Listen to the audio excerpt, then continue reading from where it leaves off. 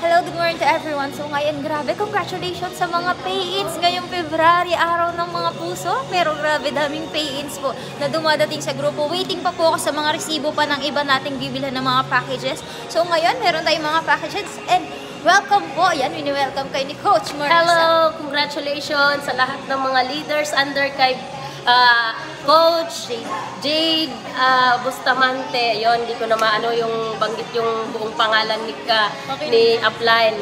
Alam nyo, congratulations guys kasi nasa malupit na team kayo, nasa malupit na grupo kayo, and congratulations sa lahat ng mga nag-avail ng mga package na to.